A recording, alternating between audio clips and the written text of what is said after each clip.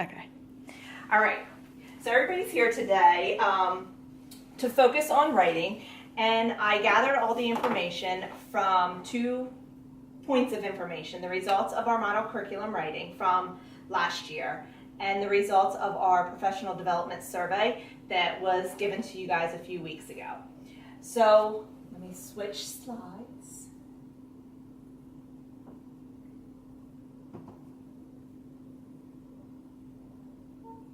Okay. So we're going to be taking a look at six traits of writing to improve writing. If people cannot write well, they cannot think well, and if they cannot think well, others will do their thinking for them. Okay, so I'm going to give you guys a minute to talk to with each other to decide what makes good writing, like what makes a piece a good writing. You have these little notepads that we're going to use for other stuff, but if you just want to use them to document anything, go ahead. So you can have a minute to write down what makes good writing. We're back on. We're going to go over some of the points that you brought up, so anybody can share what they thought of good writing. I put good grammar, just that it sounds good, clear, concise thoughts, and that it's interesting and engages the reader and stays on topic. Okay. Did you have anything that she didn't have? I had a lot of the same. Interesting topic, varied or complex vocabulary, using complete sentences, correct punctuation, spelling, and grammar. Okay, so great. So we're all on the same page because that's basically what the sixth trait covers. The ideas for the topic, organization, voice, which is character related, word choice, which was the varied vocabulary that you talked about, conventions, which is proper grammar use, and the sentence fluency. The ones that we're going to focus on today are ideas, organization, and word choice. But we'll go over each of them. Okay, so why 6 traits? I did my report on the 6 traits, which I had to do. I turned in last week. And the 6 traits is more than just an approach or a strategy. It's a vocabulary teachers use to describe their vision of writing for their students. So it's the students and the teacher really interacting with what the student needs to make better writing. And that's why I really liked it. One of the things was poor writing skills are a barrier to, or why I chose this was because we all know that through the skills that the children need today for the jobs, that poor writing skills are a barrier to hiring and promotions. And in the research article that I read, the National Commission on Writing reported that in 2003 that teacher preparation to teach writing is insufficient. And that has to do with the article that I read. I was sharing it with them earlier. It was about teachers, student teachers, and the instruction that they're lacking as part of the program. And then when they get in the classroom to do their student teaching, that's one of the things that teachers kind of lose focus on to teach student teachers because of time, because of it's a weaker skill. And I can personally relate to that because it's always been one of my weaker skills, teaching writing, until I started using the 6th trait this year. 6th grade. If I say it right the whole time. So I started using it this year, and just on 2 things. I started teaching automatopoeias, which I think I shared with you during the year, and good openings. And they were really the only 2 things. And then I would let the kids share writing together more than I ever had before. And I mean, even to the point where I let them write the same exact piece if they wanted to. And oftentimes they would vary a little bit, but they would still write their pieces together. And I couldn't believe what a difference it made. So that's why we're here and why I focused my training on the 6th trait. 6th trait. So anyway, one of the things that was brought up is your classroom process-centered or product-centered? And I mean, even personally, I was definitely a product-centered classroom. Students do the same task, the same writing piece. They all complete the preset writing assignments. Students usually, that should be don't work together. Writing is shared only when finished, which, I mean, I'm guilty of all of this too in the past. Failures to be avoided, emphasis is placed on getting getting it right the first time. You know what I mean? Like, we want them to hand us in a perfect piece, Right. even though it might take a week, instead of, you know, focusing on the product itself and what is good. And in a product-centered classroom, is this long enough? Which, I mean, even, you know, we've all heard, is this what you want? Is this going to be graded? So what we really want to focus on with the 6 traits is students working on different tasks at different rates. Teachers encourage many short, interesting pieces, which I found really interesting, and I didn't even know this until I started doing the research, that you want shorter pieces to focus on the traits, and it you know what I mean, to build on the bigger piece.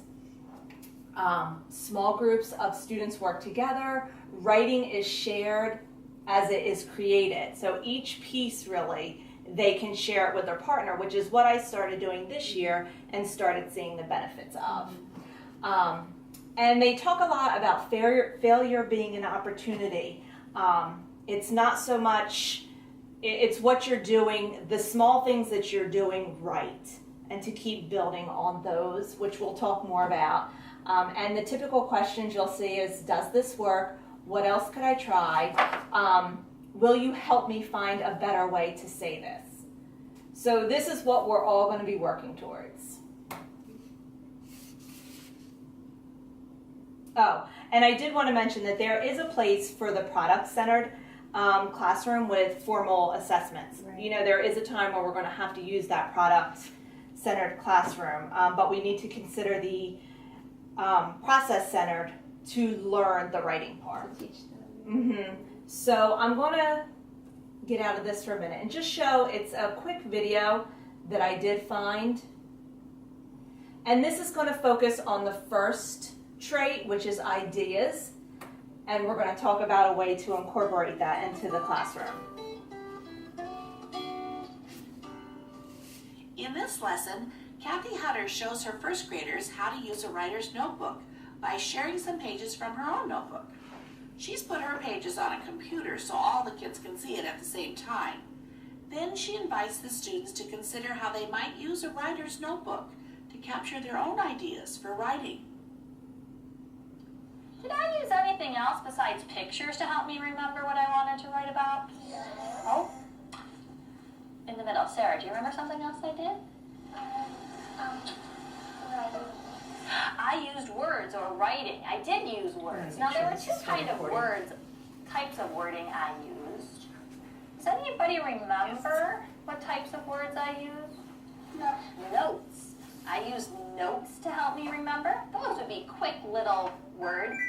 Or on the one about a telescope, I used a label. Real life. I just wrote, first time using a telescope. Okay? Well, I hope you guys are excited because I'm going to be passing out to you your own writer's notebook. So, and this is where I got the little notebooks. These were actually at Walmart, 4 for 88 cents. So I did buy enough today for my whole class. There's a reason that I chose seeds to put on the front of our writer's notebook. I'm not going to do this portion of it. Oh, but- someone said, oh yeah. Josh, do you have a guess as to why I chose seeds? To grow in writing. You're exactly right. Your seeds, your beginning ideas will grow in your writing. Josh picked that up. You're going to put in here those little seeds, things to help you remember, like my telescope or my moon and my stars were little seeds that if I choose to take them out of my writer's notebook will grow into a story. So do you write a whole story in here, page after page after page after page after page? Do you do that? No, because that wouldn't be a seed. That would be a huge, giant tree. because it would be so long. So these are little seeds, little pieces to keep our memory of it, to keep us remembering what we want to write about. The students are very excited to get their own notebooks started. As she passes them out, Kathy gives them directions to write down 3 seed ideas of their own. Then she invites them to share. That's it. Okay, so the seed idea with the notebook, like I said, is definitely something that I'm going to try to implement in my classroom. And in your notebooks or in the folder, I did copy some work for you. But to keep in mind that the notebook is what they want to do to use words, phrases, questions, pictures, or lists. Anything short that is really going to help them remember what it is they did. You know, they come in to tell us stories all the time. You know, guess what I did last night? Go write that in your idea notebook, you know, and so you can talk about it more to me. And that's really what the ideas part of the 6 traits is all about. Getting them to realize that the small moments that happen in their life can expand into stories. So, like I said, I did really like that idea, and that's why I bought these little notebooks. Yeah. The ideas part is the first trait, which is how I'm going to start my school year this year, focusing like the first 2 weeks on just those ideas, little pieces of writing that they will be able to expand upon later. You all have this part, and this is kind of the scoring guide that the kids can use, and I think it's really user-friendly for the students, and it just focuses on ideas. And that's another part of the 6th trait. It doesn't evaluate your writing as a whole. It evaluates each trait. So as you're teaching it, if they're hitting the ideas portion, you know, their score is obviously going to be better than if you did it with conventions and you know, if it looks good and everything else that goes along with a writing piece.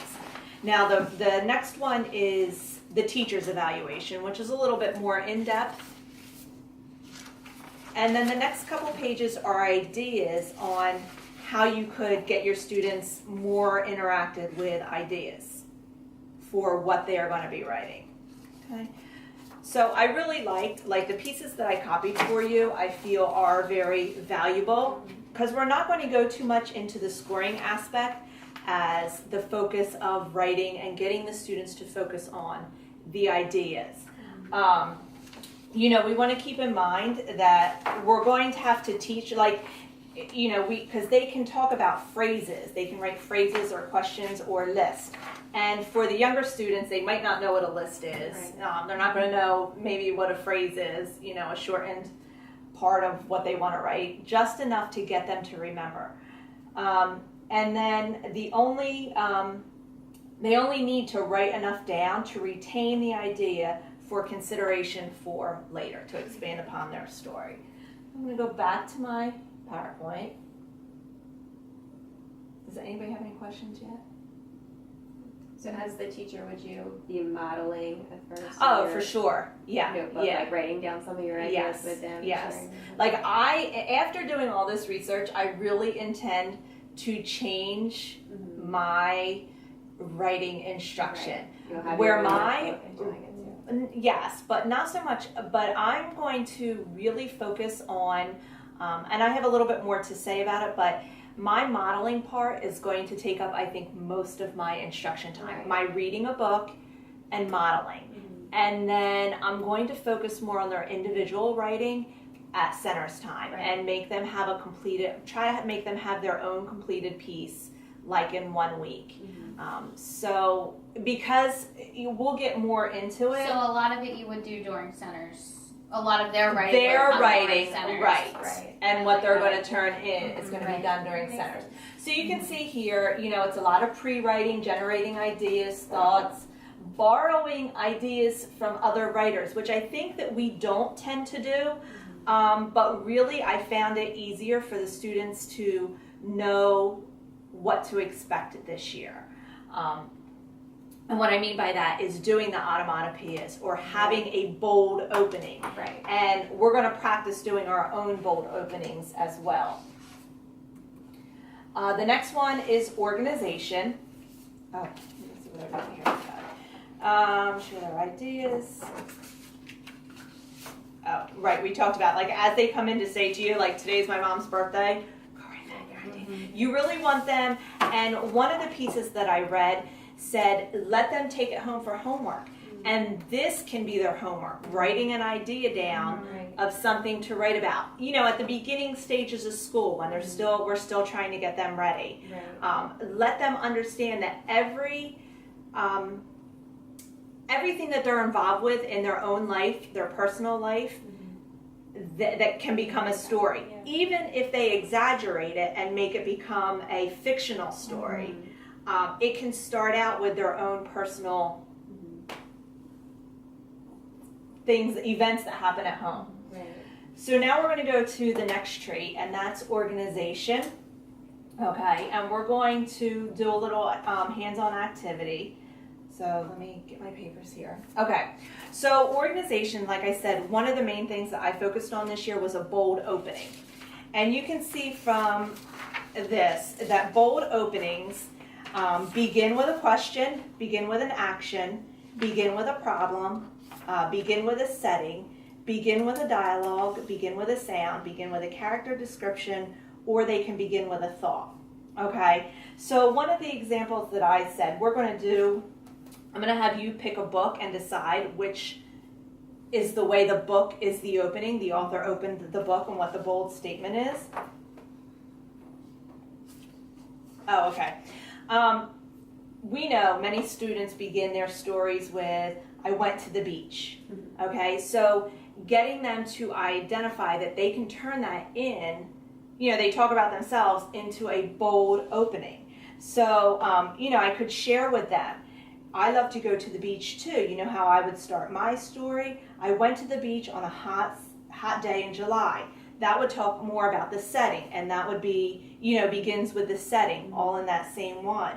Or you could say, I went to the beach on a very rainy noon, which still talks about the setting. If we wanted to change it to an action, I ran through the beach, through the crashing waves. Or it's starting a question.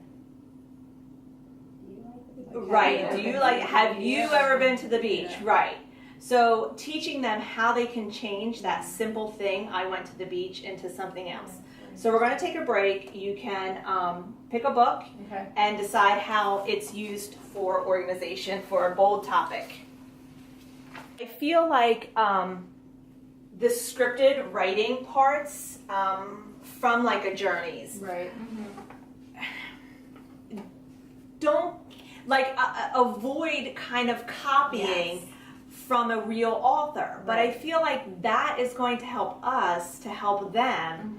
And using real books, I just, you know what I mean? Like, I feel like even after 15 years of teaching, like the light kind of went on. Like, why was that sitting in my closet for years that I didn't use it?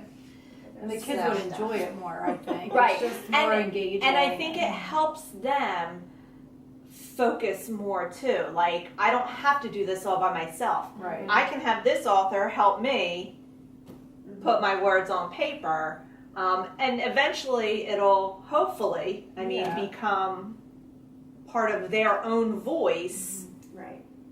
So, all right. So, how's your story open? So, bold opening. He used setting. He said, I was born on an island far away where imaginary friends were created. Here they lived and played, each eagerly waiting to be imagined by a real child. Okay. So, that's a setting that we can teach our kids to start with. We can model starting with that opening and then continue with our own story. What's your bold opening? Mine is dialogue, but the whole book is dialogue, and I like these books because when the students are reading books where he said, she said, they're not really getting into it using their expression and using the punctuation, where this they can really... There's a lot of expression. Yeah, you can model that first, and then you can hear it in their reading. It's wonderful when they finally start using the expression and understand, what the exclamation point means and that you're supposed to show feeling with that. So Yeah, they enjoy these books. Yeah, I even like when the bird like starts losing it and his Right. eyes going crazy. Yeah. Or the Well- word's all big, right? Yeah. Yeah. What was your bold opening? There once was a dog named Hallie who lived with the Tosis family. So I guess that's like Probably the character, right? Starting with the character description. Yeah. Okay. So once you start, I felt like this was very helpful for me, and it is only fictional leads because they do have non-fictional leads. So, you know, when you're ready for that as well. But I felt like this was a very helpful start to give the kids a point to where to start at and to use what other authors use. Okay. Let me see. So we'll go next. And voice. Voice is the last thing that I'm really going to introduce as far as the 6 traits are concerned.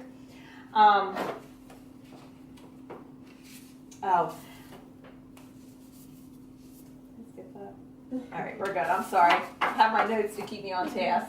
All right, helping writers feel safe, accepted, writing to someone. They use letters in voice, which I did use pen pals this year with my class, and they did like that.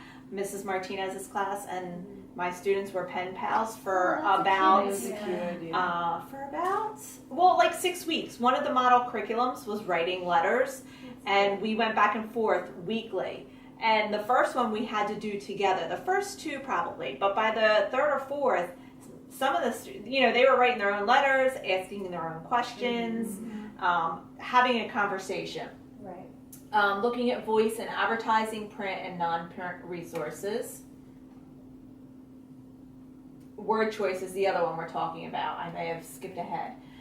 Any activity that allows students to practice building the vocabulary, which is what you girls had talked about earlier, reading anything and everything, brainstorming how else could you say that, building power in verbs, identifying weak words, and finding stronger ones. Now there's another short video clip.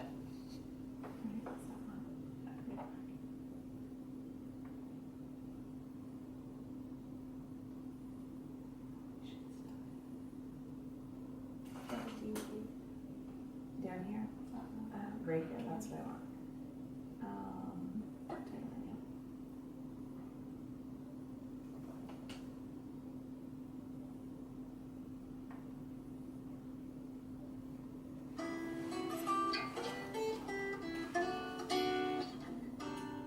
If ever there was a picture book that was perfect for teaching about the word choice trait, it's Fancy Nancy.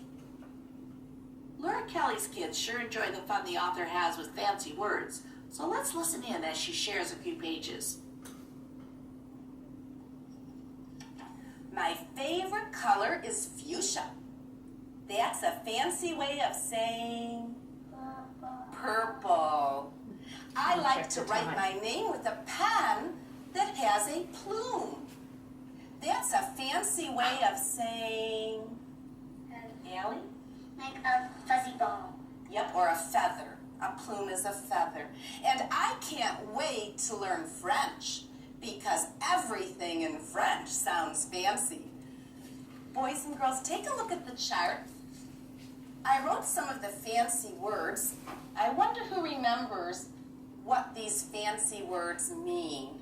I know someone right before I started already knew what fuchsia means. Benjamin, do you remember what you told me fuchsia means? What color is fuchsia? Were you the one that... Purple, right. Okay, so she goes through, and this is the modeling part where she, you know, takes the fancy word and also shows them the plain word. So again, we're going to do another activity, so you can pick a different book and look for fancy words that you could then explain to your students the plain word. Or I was also looking through some of these books, and maybe I found a plain word, and I wanted to say to the student, this is too plain. Let's try to think of a fancier one. So if you, either way, if you want to look for a fancy word that you would be able to explain to the students, or a plain word that would be easily changed for them, one that is maybe in their vocabulary.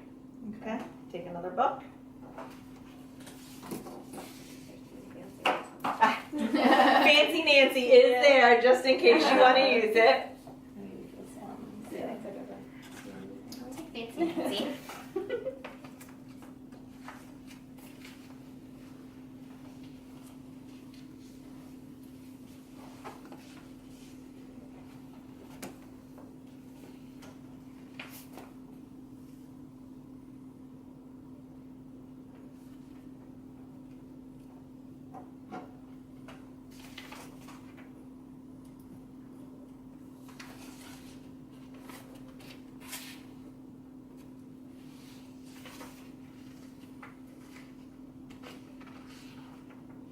You can find one or two words. It doesn't have to be a lot. Just so you're familiar with the activity that you would be able to model with your students.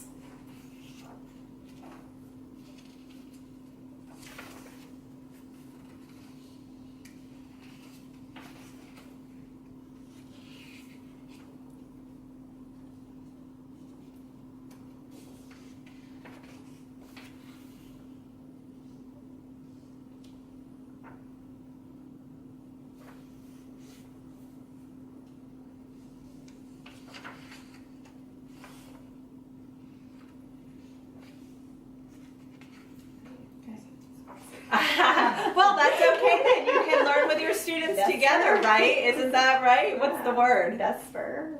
Desper? Vesper. Vesper? I don't know what ESPER. I don't know what that means. Like rest, I believe. When the earth has turned from light to dusk and Vesper begins.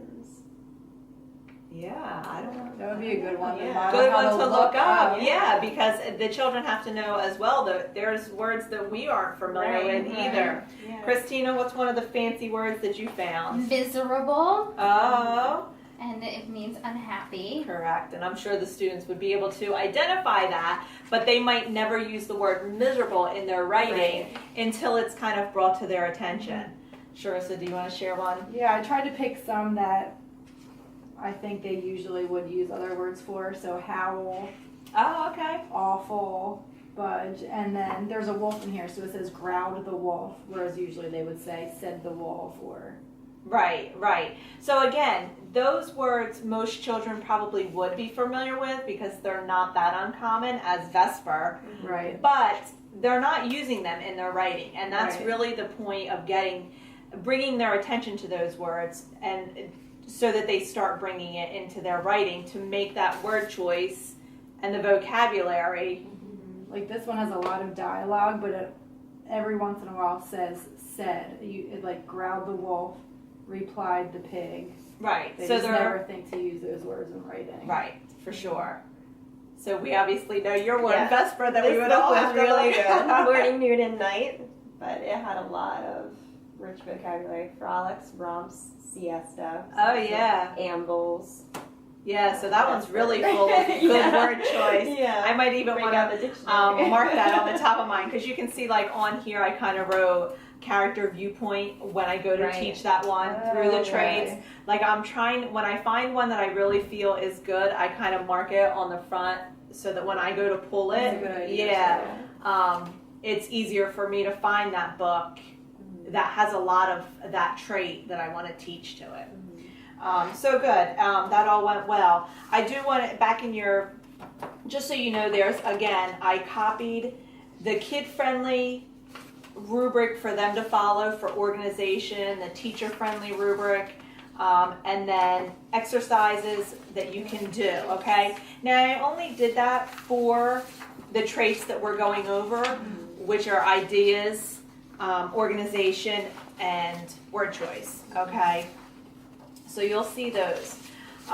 So basically, do you think those three main traits that we just talked about are going to be easily implemented? Yes. Yeah, I and think that's how I feel about it. I feel like it's less pressure on the teacher instead of focusing on the whole writing piece to, you know, minimize the focus onto each of those traits to elaborate on the writing, and hopefully at the end it will be a big piece. I feel like these are easier to succeed to get them engaged and rolling because all they need to do is So would be you creative, work together. teach one at a time? Yes. Okay. Yes, they definitely are taught specific. Like ideas, they definitely even suggest to start with with the notebook, just to get them used to identifying that their daily life has a lot, because they don't want prescribed writing pieces for them. I'll go into some of the ending part now, but another trait is sentence fluency and conventions. And one of the things they actually say about conventions is don't do it right away. Let them get used to. Cullen, who is the primary author of the traits, says primary students are drafting, discourage editing, focus on ideas, order, and word choice. Have students ask other students for feedback, which in that one with the classroom, let them talk to each other. Let them say, do you like my story? Is this good? Do I have good ideas? Which is, I think, I'm guilty of it too, waiting till the very end to let them share their piece. Right. Do you have any ideas that I can add to this? Giving them more of an opportunity. So as I was saying about the editing, they really want you to wait on that part of it. And not to edit the students. Talk about specifically the traits. Is there a good opening? Did you hook your readers in? Are your ideas good and consistent throughout the story? And your word choice, which is what we're going to try to focus on for this year. Start in baby steps. So there's a couple things from the research paper that I did. Teachers should let children choose. This was what I thought was really important too. Teachers should let children choose about 80% of their topics because it assists them with voice, heightened somatic domain, and skill of narrowing topic and basic decision making. Also, imposed topics, this is from Deltra, imposed topics stifle the writer's voice. Teachers of writing must encourage their students to develop their own voice. Allowing students the freedom of choice in their writing will contribute to the effectiveness of a school's writing program. And again, the journeys. If we use journeys, that's a prescribed writing. We're not giving them. And that's where the notebook comes in, to make them realize that every event in their life can be turned into a story, just changing the opening to be a bold opening, using the different word choices. So that's the goal.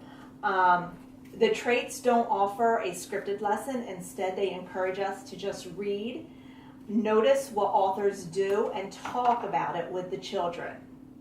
Again, column notes, students who routinely complain, I don't know what to say, don't yet understand that seemingly insignificant things lead to very significant writing. They don't yet understand that they can talk about losing their shoe. Even if they extend the story that it's not true into a fictional story about what might have happened to their shoe, they've come to, we can't find our book bags. Right, that. How often has that happened? I couldn't find my book bag. Right, you know what I mean? Write it down and then turn it into a story. They need to identify that those insignificant events can turn into significant events. Oh, and then although it may be tempting to give students a steady diet of specific topics for writing, resist writing assignments that don't require creativity or thinking, because if they're not doing it on their own, like their events, it becomes meaningless. The prescriptive tasks become meaningless. So here's a few reminders. Students learn by reading aloud and discussing samples of writing. Students learn from seeing writing modeled. Sharing writing is important. So again, there's that piece where instead of waiting till the end for them to share it, give them the opportunity to talk to their classmates, their peers, just to see if their idea is good or if their word choice is good. And I think if we get them talking about it with each other, it will become more part of their writing piece. And they don't call it editing as much as revising. Revising our own and the work of others has great instructional benefit. Writing frequently is also important. very end. Oh, yeah. Okay, so our future goals. We want to celebrate students' love of writing. We want to see not what is missing, but what is there. So, and that's where the vocabulary part of the 6th trait is very helpful, because instead of saying you don't have a good opening, you know, oh, you have a good place to start your setting, you know, let's try that bold opening. It does refer to a lot as starting with a positive before you hit that negative. So that's a focus that we can work on this year. Help students recognize and build on their strengths. Respond to content first. So again, take out that grammar part of it. Take out the periods and the capital marks at first, and just get them focusing on the traits part, the good idea, the bold opening, and word choice, which are the 3 traits that we're going to try to start with at the beginning of the year. Control the anxiety urges to too much perfection too soon, and that's where the grammar part of it comes in, the conventions of the writing. And to see exploration as an achievement. And that is it, girls. Do you have any comments, questions? Do you feel like this is going to be doable for you in your classroom? Absolutely. I love it. I really like it. Yeah. I feel like certain parts of it I did maybe to an extent, but then it always went back to like editing, where's your capital, where's your, like, I like the idea of leaving all of that out at first and just focusing on Things that are going to make their writing and- better. And I feel like that'll be easier for them They'll to have fun with succeed it. at first, and they'll Yeah. love it. Like, I think they'll like working with each other, and just there's no anxiety on just being able to like think of your own idea or your own topic. You know, I like it. Does it suggest how many weeks to stay on one trait, or You know, there was something in there. I didn't mark that down specifically, but they definitely, and it does say though also that it doesn't matter which trait you really start with. They do say leave the conventions for last, right? and leave. What's the other one? I can't think right now. Well, voice is a hard one. The sentence fluency Right. and conventions till the later one. And as a second grade teacher, I often think of what the first grade teachers did. My kids basically came to me knowing the transition words first, next, Right. then. And I would try to expand on that, but I was hitting like a brick wall. Like I felt like we were never expanding on that, even though, and they knew it when they came in at the beginning of the year, and they still know it at the end of the year, but their writing was not much better. The same. Yeah. Right. That's the only rating they And did. Was, yeah, So sequence. when I started focusing more on this, and like I said, I just taught automatopoeias, which were like the greatest thing Right. ever in their writing and word choice, because bringing, you know what I mean? Like, Yeah. there's also a lot of videos on it where you can teach on YouTube just sound videos Right. to get the kids up to date on what a sound word is and bringing it into their writing. Right. My dog ate my homework. What did that sound like? Yeah. You know? Yeah. And also a lot of the senses, your 5 senses, bringing that into your writing. But I liked being able just to focus on one trait at a time. Right. I like that a lot. Basically, until you feel like they're good at it. Right. Yes. Yeah. Well, thank you girls for coming very much. Thank you. I'm going to turn my video off.